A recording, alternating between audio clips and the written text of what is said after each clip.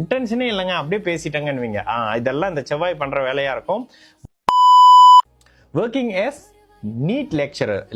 NEET வந்து ஆமா அந்த மாதிரி கொடுத்துருங்க. மெடிக்கல் கோச்சிங் என்ற கேள்விப்பட்டிருக்கேன் இந்த நீட்டோட ரகசியத்தை. அப்ப நீட்டோட வந்து மருத்துவம் படிக்கணும்னா நீட் படிக்கணும்ல. இங்கே is there possibility to change work place. அப்ப நீங்க மருத்துவ இந்த அமைப்புகள் லெக்சரரா இருக்கீங்கன்னா இங்க என்ன அவருதான் இருப்பாரு, செவ்வாயும் குருவனுடைய தொடர்பு இருக்கும். 16/1/96 6:10 PM கோயம்புத்தூர். ராசியே செவ்வாவுடைய ராசியா? சரி தாங்க நீங்க சொல்றீங்க, நீங்க ஜாதகத்தை கேள்வியை கேக்குறீங்க, பதில நானே சொல்லிடுறேன். ஓகேங்களா? நீங்க என்ன கேள்வி கேக்குறீங்க? நீட்டோட இதுல இருக்கிறேன், நீட்டோடைய ஆசிரியரா இருக்கேன் அப்படின்னு நீங்க சொல்றீங்க. செவ்வாயும் குருவும் தாங்க சுபத்துவ அமைப்புகள் இருக்கணும் அப்படின்ற மாதிரி விஷயத்த சொல்றேன். குரு 2/10 ராசிக்கு 2 லக்னத்துக்கு 2ஆம் இடத்தோடய வந்துடுறாரு. இதுல இன்னொரு கன்ஃபியூஷன். குரு நீங்க மிதுன லக்னமா இருந்தா கூட லக்னத்துக்கு 10ஆம் அதிபதி குருன்னு வந்துடுறாரு. லக்னம் 0 டிகிரின்னு கொடுத்துருக்கீங்க. ஓகே, இந்த இடத்துல செவ்வாய் ஸ்தான பலத்தோட ஒரு அளவுக்கு நல்ல தன்மையில இருக்காரு. ஓகேங்களா? சரி, சனி கூட நல்ல சுக்கரனோட சேர்ந்து இருக்காருங்க அப்படின்னு பாத்தீங்கன்னா சனிக்கும் சுக்கரனுக்கும் இணைவே இல்லைன்ற மாதிரி வந்துடும். அப்போ சனி சுபத்துவம் இல்லை இந்த ஜாதகத்துல.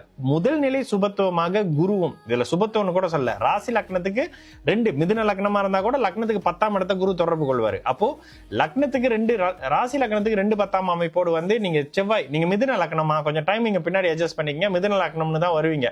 மிதுன லக்னமா இருந்திருந்தீங்கன்னா திருமணம் கூட பிரச்சனையா இருக்கும். திருமணம் தாமதமா இருக்கும். பிரச்சனையா இருக்கும்னு சொல்ல மாட்டேன், தாமதமான அமைப்புகள்ல இருக்கும். சரி, வேலையை மாத்திக்கலாமா? புதன் தசையோடைய எண்டுக்கு வந்துட்டீங்க. சனி தசை அட்டமாதிபதி சனி புக்தி, அட்டமாதிபதி புக்தி தான். அட்டமாதிபதி புக்தி தான். சுக்கிரன் இங்க இருக்காரு. அம்மா இந்த இடத்துல சூரியன். ஓகே, இப்ப கரண்ட்லி நடக்கிறது புதன் வந்து மேக்கு பிறகுல இருந்து வராரு. சனி தான் 8ஆம் அதிபதி. புதன் அந்தரம். அம்மா மேக்கு பிறகு மாற போறீங்க.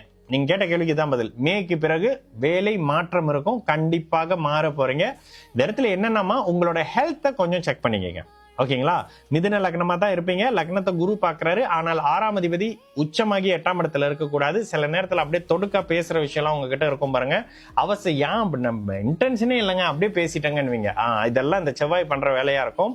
முழுக்க இந்த அதிகாரம் மாதிரியான விஷயங்கள், மருத்துவம் சம்பந்தப்பட்ட விஷயங்கள் இதுல நல்லா வர முடியும். மே மாசத்துக்கு பிறகு எனி டைம் மாற்றங்கள் வரும். வேலையை மாத்துவீங்கன்னு தான் சொல்லுவேன்.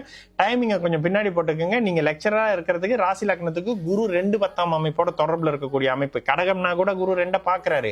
ஆனா இந்த இடத்துல மிதுனமாக இருக்கிறதுக்காக தான் சரியான அமைப்புகள் வருது. ஏன்னா மிதுனம் தான் உங்களுக்கு புரிஞ்சதை இன்னொருத்தருக்கு புரிஞ்ச மாதிரியான பிரசன்டபிளா விளங்குற மாதிரி எக்ஸ்பிளைன் பண்ண முடியும். அது மிதுனத்துடைய தன்மை.